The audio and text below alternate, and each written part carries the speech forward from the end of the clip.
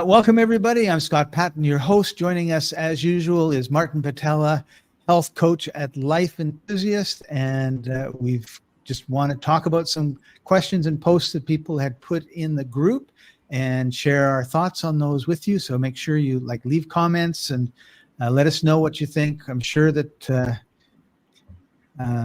some people will agree, some people will disagree. Be polite. There's lots of different people in the world, and we all react differently to different things. So with that, Sandy had a post that we thought was interesting. We wanted to share with you, which was going to a new doctor on Tuesday. Wish me better luck than I've had with the doctors here so far. I got to some place in February, and I still haven't found a doctor who's willing to continue the treatment that it took me about 20, years to find works best for me. That includes meds I've been on for years, and I have yet to even get a referral to rheumatology. So, yes, doctors, we hear this all the time when it comes to doctors. The number one thing we hear is it's in your head. So I think we need to say it as much as we can, which is, yes, it's in your head, but not the way they think. Yeah. It's not your imagination. You're not crazy. This is a real thing that happens. And one of the problems that doctors have is they depend on your blood to diagnose you. So they take a sample of blood, they send it to a lab. The lab says nothing wrong. And if the lab says there's nothing wrong, there's nothing wrong. And unfortunately, the lab is wrong. There's something wrong. And yeah. Well, more to this topic is this. The modern medicine, or the mainstream Western Rockefeller Carnegie controlled medicine, is a whole bunch of silos. They do not treat the whole person. They treat the body part. So when you speak to a rheumatologist, they are interested in your joints. If you speak to a psychologist, they talk about your mental health. That's it. If you talk to a dentist, you only discuss your teeth, and so on. These body parts, a cardiologist will only discuss cardiovascular. That's it. However, all of these chronic inflammatory, degenerative, histamine-mediated diseases are systemic. So everything's connected to everything else. For example, if you happen to be allergic to gluten, to wheat, or at least intolerant of it, you can have high blood pressure, you could have joint pains, and you can have migraines, and you can have, some other soft tissue pains. So the heart palpitations, that's a cardiovascular problem. The joint pain, that's a rheumatologist problem. And the skin problems that come with it, that's a dermatologist. And you get 3 different prescriptions. They don't connect with one another, and not one of them asked, what is the cause of this? So you have to switch from the Western model of chasing symptoms to the model of root cause resolution. Homeopathy works that way. Osteopathy works that way. Traditional Chinese medicine, Ayurvedic medicine, those all would treat the patient as a whole, taking in account the biological individuality. When you switch to that model, you have a chance. But the illness that we call fibromyalgia is a systemic problem, not an organ problem. So let me put that a slightly different way. You have a house, you have a yard. On the yard, in the yard, is lots of grass. Unfortunately, dandelions are popping up all over the place.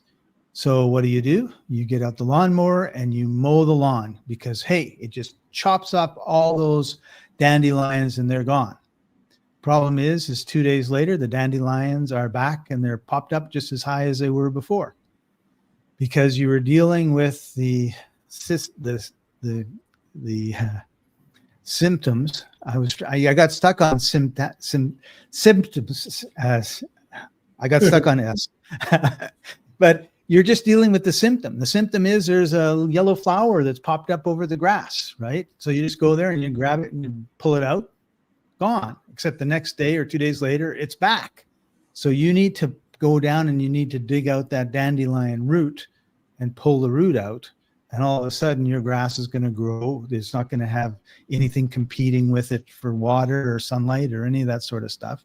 Yeah. And it's going to thrive. And our bodies are like that. We have these dandelions that are popping up and, oh, it's a sore elbow. Oh, it's a sore foot. It's a swollen foot. Oh, it's my ear is kind of sore. I have a headache. I have migraines. I have bad back. Oh, I have no energy. All these things, people go, well, you know, you must have fibromyalgia. Well, you have a problem. It's, you know, it's popping out in all these different ways, or one or two of these different ways. And that's why everyone's confused, because everyone in the group, if you compare what, you know, what's your problem? Well, it's my foot. Well, it's not my foot. My foot's fine. I got a problem with my elbow. Well, it's a joint, just a different place where the dandelion is popping up.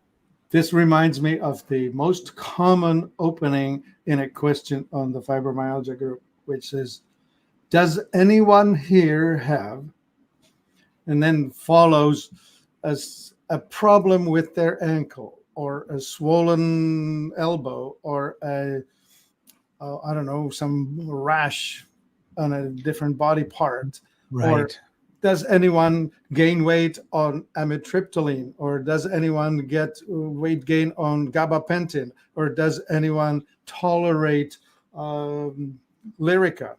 All of these toxic chemical things that you're throwing into your body are simply adding to the heap of toxins that your body's trying to deal with, and it's suppressing something. Let me give you a really interesting metaphor for this, which is like this.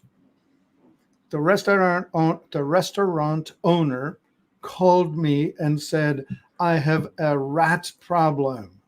It's horrendous. They're all over. They're just infesting everything. I called my doctor, and doctor said, well, rats, that's easy. We just put some poisoned food out there. The rats will eat it. Well, sure enough, the rats ate it. And then the eagle ate the rat and died. Then the owl ate the poisoned rat and died. Also, some neighborhood dogs and cats ate that poisoned food and died. So we had some side effects. So he finally called me and I said, oh, let's take a look around your restaurant. What about this garbage can that you have sitting at the back of the restaurant? You are loading it with all the leftovers. That's what's feeding the rats. Why don't we just lock it up? Why don't we just take away the food source for the rat and see what happens? Well, the rats have a choice. They either starve or move away.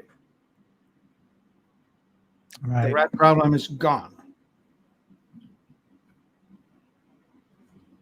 Okay, so how do we relate this to the rheumatologist and psychologist and the 20-year beautifully fine-tuned mixed cocktail of pills? Well, the pills were holding the problem contained just so it wouldn't blow up. But on that way, you were toxifying your liver and your kidneys, and it's a slope that goes downhill. All of these pharmaceutical concoctions are toxins or toxic. They will damage your organs. No doubt about that. They're always at a price. Did you know that, for example, prednisone, which is a corticosteroid that's given frequently to people who are inflamed, is supposed to be not taken longer than 6 weeks? That's it. Wow. I know of people who have been on it for years, suppressing their immune system from doing what it wants to do, rather than finding the root cause and taking that cause away. Anyway. So, Martin, can part of this problem be traced back to wanting to live a comfortable life? Like, it just strikes me as, you know, Scott. One of my friends has this great thing. It's like, do the hard thing and life is easy. Do the easy thing and life is hard. Yeah. So it's kind of like if we have to put up with this pain and this ache, Yeah. Yeah.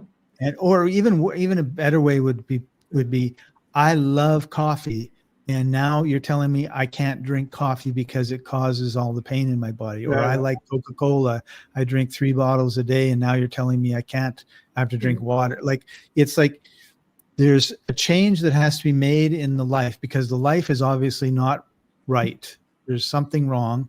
We don't know what it is. We find out what it is, and then we have to change it. And if you do like a food journal and you Yeah, notice yeah. after you Coke, you're in pain, then stop drinking the Coke. Like you always say, when you're in a hole, the first thing you do is stop digging. Yeah. And But you of need course to you have understand what the hole is or what you've done. Yeah. Something stuck in my head. You reminded me of a Finnish proverb that says, "The lazy man has all the blisters."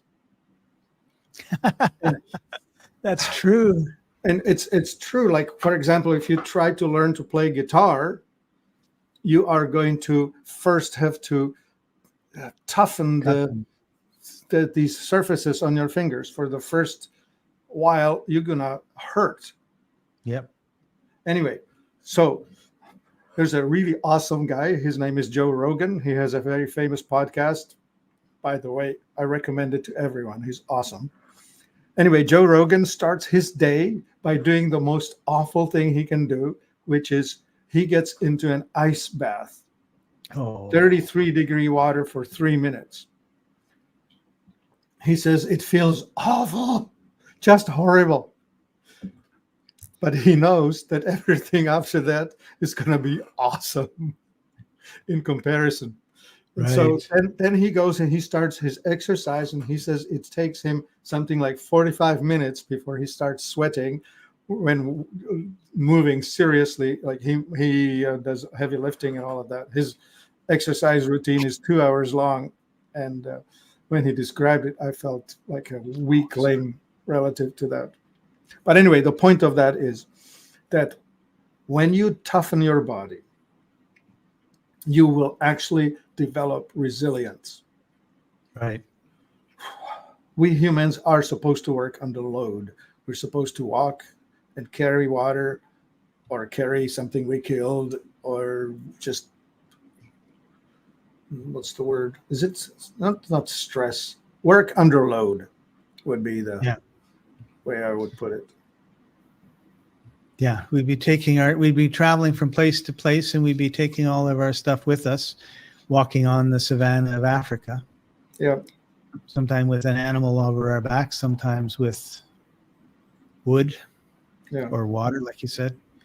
Yeah. So the Western society, the industrialized society, let's call it that, is creating a lot of comforts, but is turning us into sick people in the process, both by producing and introducing a lot of toxicity into the environment, but also by making us less tough. Like, I make myself exercise every day. I don't love it, but I make myself do it, because if I don't, I will lose the ability to do it. Yeah. And the older you get, the faster you lose it, by the way. Oh, shoot. Now you tell me. Yeah. It's a real shocker how fast you can lose that muscle tone. But that's the thing, right? It's like it's I think with fibromyalgia, there's a mental aspect, there's an emotional aspect, there's a physical aspect. I'll just stop at those three. And the emotional and mental part is I'm eating or drinking something that I shouldn't be. Maybe I'm smoking, maybe it's coffee. I mean, do a food journal and it'll probably become fairly clear what those things might be, right? Or there's trauma, emotional trauma that I haven't dealt with. And nobody wants, it's very uncomfortable going to a psychiatrist or a psychologist or a therapist and dealing with all that sort of stuff, even though, it's causing all this pain. Yeah. Let me say something that's quite important, which is this. The food that your grandparents ate 60 years ago would be okay for you. But that same food, let's call it a loaf of bread or a plate of soup or whatever, today is actually not good for you. And it's not the same. It's not the same. Yeah. The main point is that we have been using mass production agricultural methods to produce stuff. It has depleted the soils.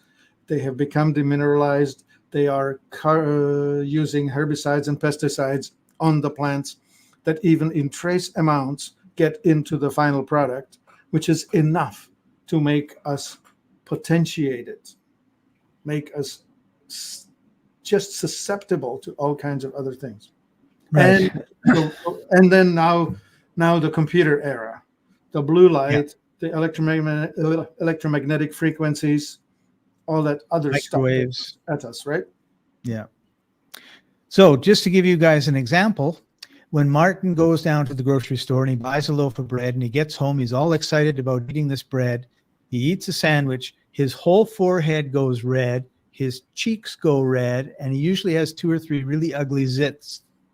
So Martin decides to go to Italy, and he walks around and he's smelling all this beautiful bread coming out of the little local bakeries, and he can't handle it anymore. He goes in, he gets the big loaf of bread, gets to his place, cuts it up, puts some butter on it, chomp, chomp, chomp, and he waits for the red to show up, and it doesn't show up. Goes back to the bakery, says,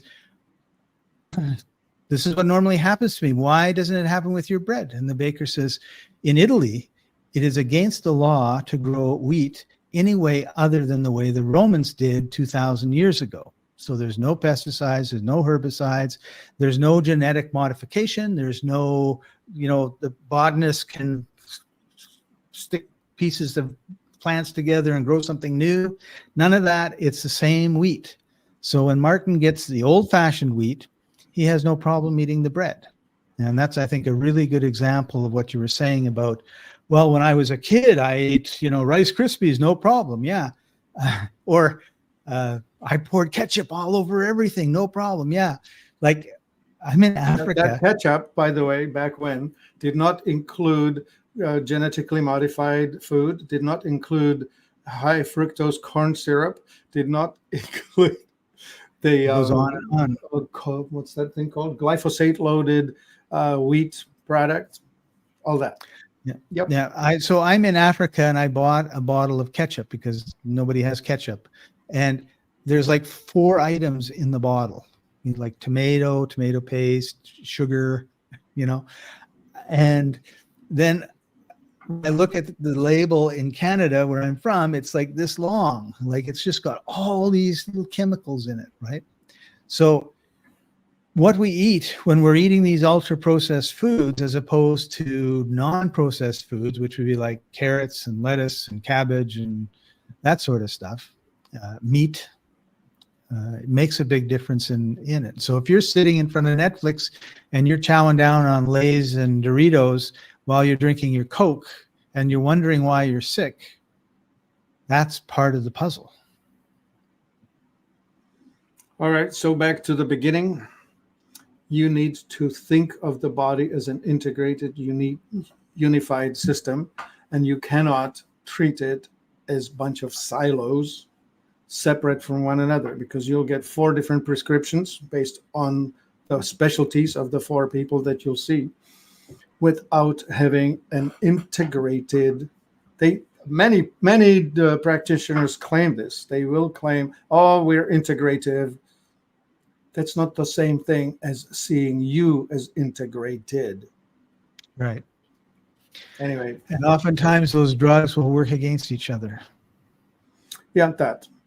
So my advice would be, that's real good that you have found a prescription or a concoction that works for you, but see if you can figure out how you can get rid of all of that. Right. And I think, Martin, we should always be ending these on a happy note. There are people that have had real problems with fibromyalgia and are doing really well. They're not in as much pain as they used to be. They feel like they're getting better. Their moods are better. They're able to work, and there's no reason why you can't be among those people. Yep. Great. 2 of us Thanks in that club. Yeah. That's right. So thanks for joining us, everybody. Hopefully this was helpful. Leave some comments below, and we'll see you next time. Bye-bye.